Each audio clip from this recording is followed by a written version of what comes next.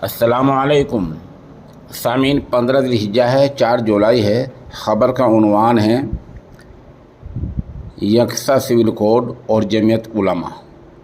ऐसी खबर आ रही है कि हज़रत मौलाना सैयद अरशद मदनी दामत बरकातुहुम की क़यादत में चलने वाली जमीयत उलमा हिंद ने इस ताल्लुक़ से अपनी राय तैयार कर ली है और इस राय को जल्द ही ला कमीशन के पास भेजा जाने वाला है। आज कल में भेज दिया जाएगा। मीडिया में इस तरह खबर आ रही है कि जमीयत उलमा की राय ये है, वो है, ये है। ऐसा कुछ नहीं है।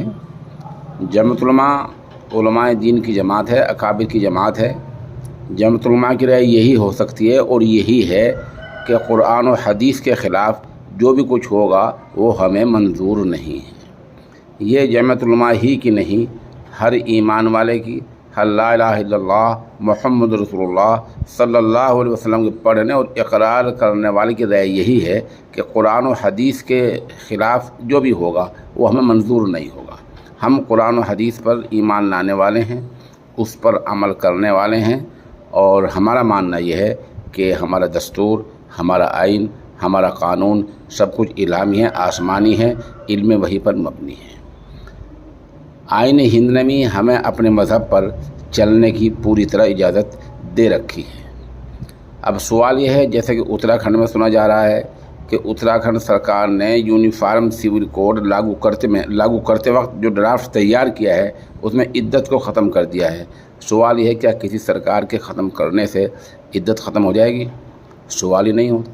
अगर तलाक़ की कोई बात आ जाती है तो इद्दत गुजारनी ही गुजारनी है। इद्दत नहीं गुजारेंगे तो हराम के मुर्तकिब होंगे।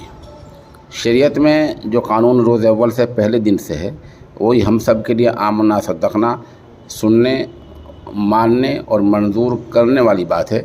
शरीयत के कानून को मनसूख करना किसी को हक़ नहीं है। यकसा सिविल कोड में क्या हो सकता है? हिबा, वसीयत, वक्फ, निकाह, तलाक़, गोद लेना, ऐसे मसाइल सरासर बदल जाएंगे। अभी तक सरकार ने अपना इंदिया नहीं दिया है, सरकार ये नहीं लाई है, ड्राफ्टिंग नहीं लाई है कि हम किस तरह कानून बनाएंगे। लेकिन इतनी बात सरकार की तरफ से आ गई है कि उसमें जो आइन होगा, जो लिखा जाएगा, उसमें किसी मज़हब का सहारा नहीं लिया जाएगा, वो किसी मज़हब के मुताबिक नहीं होगा, तमाम मज़ाहिब से बालातर होगा, उनसे हटकर होगा। तो ज़ाहिर सी बात है, हम बहस ये कर रहे थे, हम गुफ्तगू कर रहे थे कि जमीयत उलमा हिंद की राय क्या है।